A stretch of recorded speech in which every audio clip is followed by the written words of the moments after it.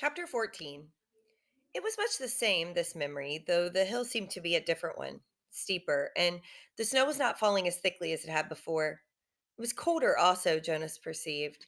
He could see as he sat waiting at the top of the hill that the snow beneath the sled was not thick and soft as it had been before, but hard and coated with bluish ice. The sled moved forward, and Jonas grinned with delight, looking forward to the breathtaking slide down through the invigorating air. But the runners, this time, couldn't slice through the frozen expanse as they had on the other snow cushioned hill. They skittered sideways, and the sled gathered speed.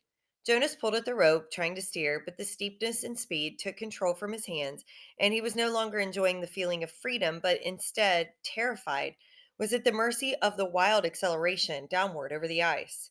Sideways, spinning, the sled hit a bump in the hill, and Jonas was jarred loose and thrown violently into the air. He fell with his leg twisted under him, and he could hear the crack of bone. His face scraped along the jagged edges of ice, and when he came at last to a stop, he lay shocked and still, feeling nothing at first but fear. Then, the first wave of pain. He gasped. It was as if a hatchet lay lodged in his leg, slicing through each nerve with a hot blade. In his agony, he perceived the word fire and felt flames licking at the torn bone and flesh. He tried to move and could not. The pain grew. He screamed. There was no answer. Sobbing, he turned his head and vomited onto the frozen snow. Blood dripped from his face into the vomit. No, he cried, and the sound disappeared into the empty landscape, into the wind. Then, suddenly, he was in the annex room again, writhing on the bed. His face was wet with tears. Able to move now, he rocked his own body back and forth, breathing deeply to release the remembered pain. He sat and looked at his own leg, where it lay straight on the bed, unbroken. The brutal slice of pain was gone, but the leg ached horribly still, and his face felt raw. May I have relief of pain, please? He begged. It was always provided in his everyday life for the bruises and wounds, for a mashed finger, a stomach ache, a skinned knee from a fall, from a bike. There was always a dab of anesthetic ointment or a pill, or in severe instances, an injection that brought complete and instantaneous deliverance. But the giver said no and looked away. Limping, Jonas walked home, pushing his bicycle that evening. The sunburn pain had been so small in comparison and had not stayed with him, but this ache lingered. It was not unendurable as the pain on the hill had been. Jonas tried to be brave. He remembered that the chief elder had said he was brave. Is something wrong, Jonas? His father asked at the evening meal. You're so quiet tonight. Aren't you feeling well? Would you like some medication? But Jonas remembered the rules. No medication for anything related to his training, and no discussion of his training. At the time for sharing of feelings, he simply said that he felt tired, that his school lessons had been unusually demanding that day. He went to his sleeping room early, and from behind the closed door he could hear his parents and sister laughing as they gave Gabriel his evening bath. They have never known pain, he thought. The realization made him feel desperately lonely, and he rubbed his throbbing leg. He eventually slept. Again and again he dreamed of the anguish and the isolation on the forsaken hill. The daily training continued, and now it always included pain. The agony of the fractured leg began to seem more than a mild discomfort as the giver led Jonas firmly, little by little, into the deep and terrible suffering of the past. Each time in his kindness, the giver ended the afternoon with a color filled memory of pleasure, a brisk sail on the blue green lake, a meadow dotted with yellow wildflowers, an orange sunset behind mountains. It was not enough to assuage the pain that Jonas was beginning now to know.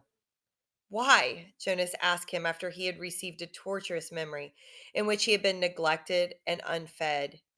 The hunger had caused excruciating spasms in his empty, distended stomach. He lay on the bed aching.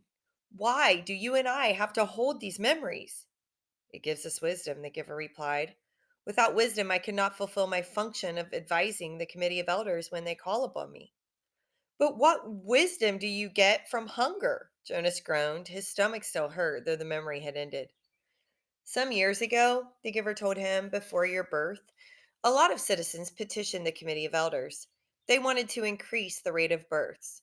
They wanted each birth mother to be assigned 4 births instead of 3 so that the population would increase and there would be more laborers available. Jonas nodded, listening. That makes sense. The idea was that certain family units could accommodate an additional child. Jonas nodded again. Mine could, he pointed out. We have Gabriel this year, and it's fun having a third child. The committee of elders sought my advice, the giver said. It made sense to them too, but it was a new idea, and they came to me for wisdom. And you used your memories? The giver said yes. And the strongest memory that came was hunger. It came from many generations back, centuries back. The population had gotten so big that hunger was everywhere, excruciating hunger and starvation. It was followed by warfare. Warfare? It was a concept Jonas did not know, but hunger was familiar to him now. Unconsciously, he rubbed his own abdomen, recalling the pain of its unfulfilled needs. So you describe that to them? They don't want to hear about pain. They just seek the advice. I simply advise them against increasing the population. But you said that was before my birth. They hardly ever come to you for advice, only when what was it you said, when they have a problem they've never faced before? When did it happen last? Do you remember the day when the plane flew over the community? Yes, I was scared. So were they. They prepared to shoot it down, but they sought my advice. I told them to wait. But how did you know? How did you know the pilot was lost? I didn't. I used my wisdom from the memories. I knew that there had been times in the past, terrible times, when people had destroyed others in haste, in fear, and had brought about their own destruction. Jonas realized something. That means, he said slowly, that you have memories of destruction, and you have to give them to me too, because I have to get the wisdom. The giver nodded. But it will hurt, Jonas said. It wasn't a question. It will hurt terribly, the giver agreed. But why can't everyone have the memories? I think it would seem a little easier if the memories were shared. You and I wouldn't have to bear so much by ourselves, even if everybody took a part. The giver sighed. You're right, he said, but then everyone would be burdened in pain. They don't want that. And that's the real reason the receiver is so vital to them and so honored. They selected me and you to lift that burden from themselves. When did they decide that? Jonas asked angrily. It wasn't fair. Let's change it. Sorry, How I couldn't hear what you said. how do you suggest we do that? I've never been able to think of a way, and I'm supposed to be the one with all the wisdom. But there are 2 of us now, Jonas said eagerly. Together we can think of something. The giver watched him with a wry smile. Why can't we just apply for a change of rules? Jonas suggested. The giver laughed, then Jonas too chuckled reluctantly. The decision was made long before my time or yours, the giver said, and before the previous receiver, and back and back and back. Jonas repeated the familiar phrase. Sometimes it had seemed humorous to him. Sometimes it had seemed meaningful and important. Now it was ominous. It meant he knew that nothing could be changed. The new child, Gabriel, was growing and successfully passed the test of maturity that the nurturers gave each month. He could sit alone now, reach for and grasp small play objects, and he had 6 teeth. During the daytime hours, father reported, he was cheerful and seemed of normal intelligence, but he remained fretful at night, whimpering often, needing frequent attention.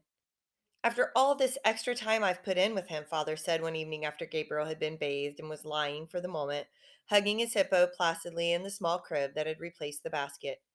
I hope they're not going to decide to release him. Maybe it would be for the best, Mother suggested.